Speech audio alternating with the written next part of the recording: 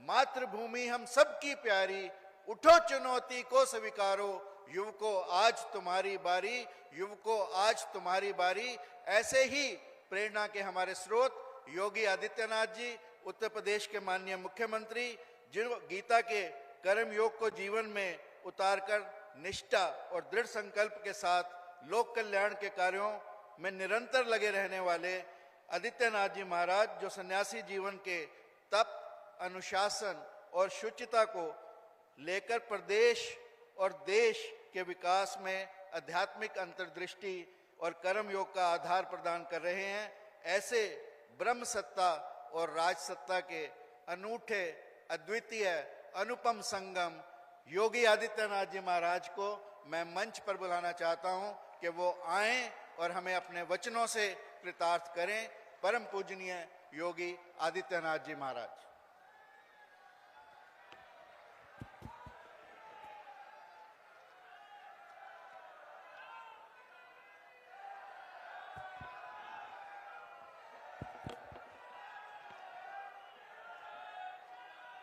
सियावर रामचंद्र भगवान की, सियावर रामचंद्र भगवान की, वृंदावन बिहारी लाल की, वृंदावन बिहारी लाल की, भारत माता की, भारत माता की, वंदे वंदे वंदे। नमः पार्वती पतिये हर हर।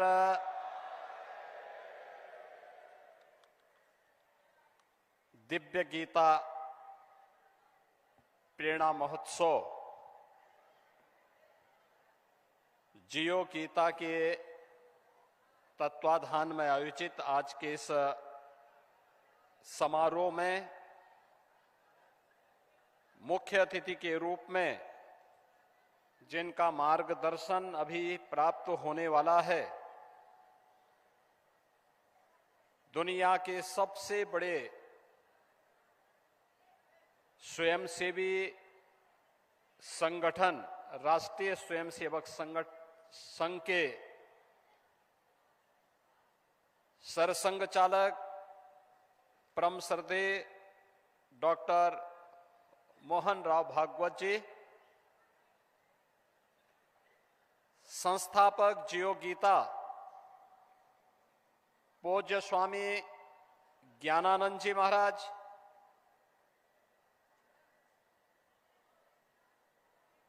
अखिल भारतीय आचार्य महासभा के महासचिव पूज्य स्वामी परमात्मानंद जी महाराज, जगत गुरु रामानुजाचार्य पूज्य स्वामी श्रीधराचार्य जी महाराज, जगत गुरु पूज्य स्वामी संतोषाचार्य सतवा बाबा जी,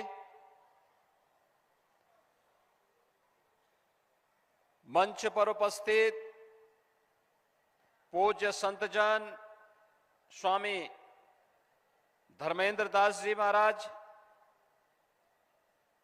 स्वामी रामचंद्र दास जी महाराज, स्वामी शशिकांत दास जी महाराज, माननीय श्री रामलाल जी,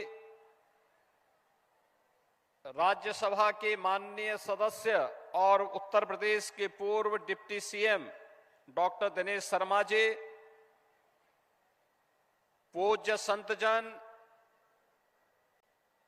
और भारी संख्या में दिव्य गीता प्रेरणा महोत्सव के इस कार्यक्रम में उपस्थित सभी भगवत प्रेमी उत्साही बहनों और भाइयों, मैं सबसे पहले भगवान श्री कृष्ण की पावन जन्मभूमि और लीला भूमि के प्रदेश उत्तर प्रदेश में दिव्य गीता प्रेरणा महोत्सव के इस आयोजन के लिए आयोजकों को हृदय से धन्यवाद देते हुए परम श्रद्धेय सरसंघ चालक जी का इस महोत्सव में हृदय से स्वागत करता हूं, उनका अभिनंदन करता हूं।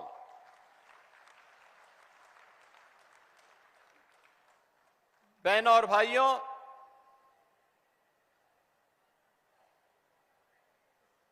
दिव्य गीता प्रेरणा महोत्सव की जब हम बात करते हैं तो श्रीमद् भगवत गीता के 700 श्लोक, जिन्हें हर भारत का धर्मावलंबी, सनातन धर्मावलंबी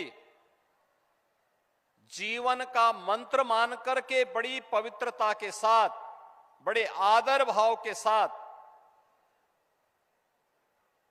उन्हें आत्मसात करने का प्रयास करता है, वह हम सबके सामने 18 अध्यायों की 700 श्लोकों की श्रीमद् भगवत गीता हर सनातन धर्मावलंबी के सामने आती हुई और एक नई प्रेरणा देती हुई दिखाई देती है।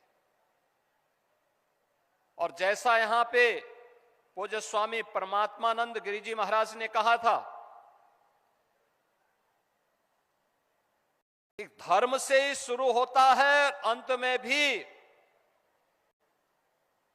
उसी मर्म के साथ वह अपना विराम भी लेती है।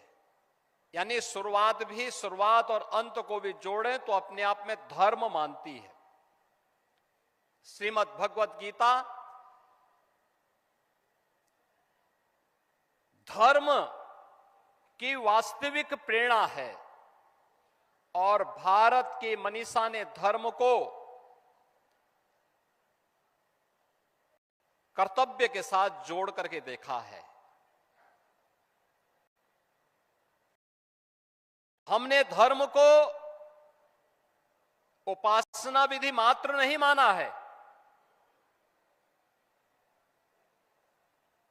उपासना विधि उसका एक हिस्सा है, एक छोटा सा भाग है। वह हर व्यक्ति अपने अनुसार, अपनी आस्था के अनुरूप, अपने पंथ, अपने संप्रदाय, अपने उपासना विधि के अनुरूप अपने आप को, अपनी आस्था को तय कर लेता है। लेकिन मुख्य रूप से धर्म हमारे यहां जीवन जीने की एक कला है और इसे ही हमने वे ऑफ लाइफ के रूप में कहा है। और वे ऑफ लाइफ यही है श्रीमद् भगवत गीता, जो भगवान की दिव्य वाणी है, जिसके महोत्सव के साथ आज हम सबको जुड़ने का अवसर प्राप्त हो रहा है।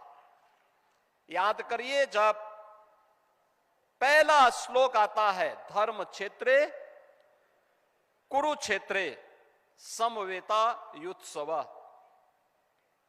यानी धर्म क्षेत्र से ही शुरू होता। धर्म क्षेत्र दुनिया के अंदर कहीं नहीं होता होगा जहां युद्ध का मैदान धर्म क्षेत्र के रूप में जाना जान रहा हो, लेकिन हमारे यहां हर कर्तव्य को हमने पवित्र भाव के साथ माना है।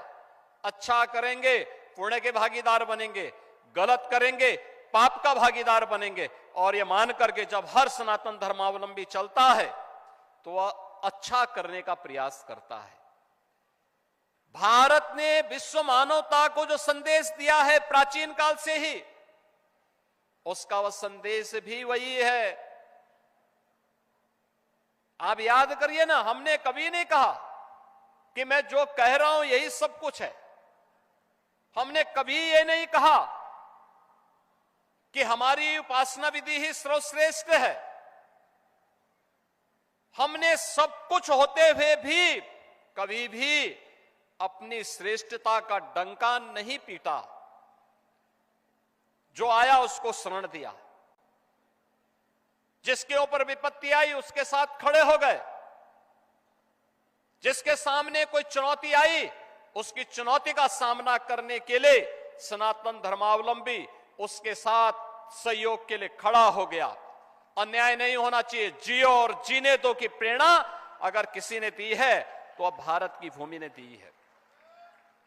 अयम निज परोवेति गणना लघु चेत साम उदार चरिता नाम, तो वसुधैव कुटुंबकम की प्रेरणा भारत की धरती ने दिया है, दुनिया ने नहीं दिया है, ये भारत की ही धरती देगी।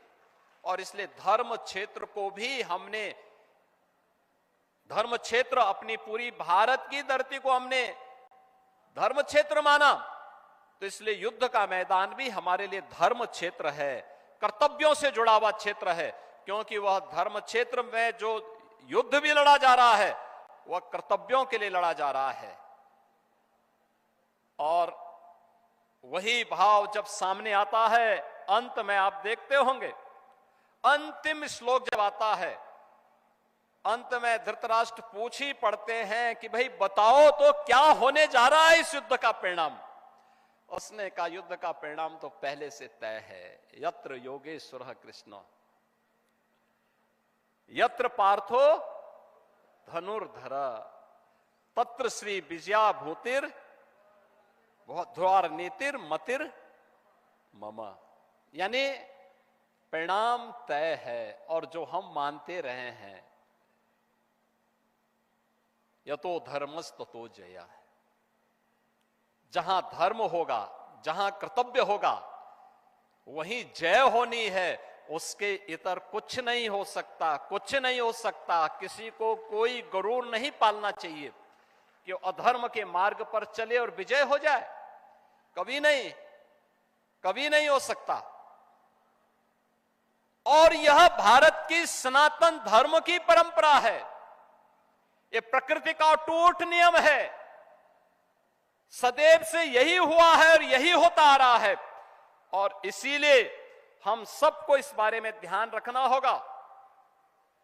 इसी के लिए भगवान ने कहा, याद करना, आज के समय के लिए मैं वे दो उदाहरण आप सबके सामने जरूर रखना चाहूंगा जो उन्होंने कहा, स्वधर्मे निधनम श्रेय पर धर्मो भयावह, यानी अपने धर्म पर चल करके, अपने कर्तव्य पर चल करके मृत्यु को वर्ण करना यह श्रेयस्कर है, लेकिन अपने स्वार्थ के लिए अपने कर्तव्य से च्युत होना यह तो महान पतन का कारण बन जाएगा। और ये कभी भी धोखे में मत करना, कभी मत करना। और इसके लिए उन्होंने क्या कहा, इसके लिए कर्मणे वाधिकारस्ते मा फलेषु कदाचन, यानी कर्म की प्रेरणा। कर्म कौन? जिस कर्म में फल की इच्छा न हो, फल की इच्छा न हो। हमारी कमी क्या होती है, हम फल देखना चाहते हैं, बीज लगा नहीं कि फल की इच्छा करने लग गए। बीज सही लगा दोगे तो पेड़ फलेगा, अपने आप ही आपको फल भी दे देगा। इसलिए फल की चिंता मत करो, कर्म की प्रेरणा के साथ निष्काम कर्म योग की जो प्रेरणा भगवान श्री कृष्ण ने हम सबको दी है, कर्मणे वाधिकारस्ते मा फलेषु कदाचन। अब याद करिए, आज के हमारे समारोह के मुख्य अतिथि उस निष्काम कर्म के प्रेरणा स्रोत हैं। राष्ट्रीय स्वयंसेवक संघ अपनी शताब्दी महोत्सव के कार्यक्रम के साथ जुड़ रहा है। दुनिया के लिए कौतूहल और आश्चर्य का विषय है। दुनिया के लोग आते हैं, दुनिया के एम्बेसडर आते हैं, हाई कमिश्नर्स आते हैं, वे हम लोगों से पूछते हैं कि क्या राष्ट्रीय स्वयंसेवक संघ से आप लोगों का जुड़ाव है। हम लोग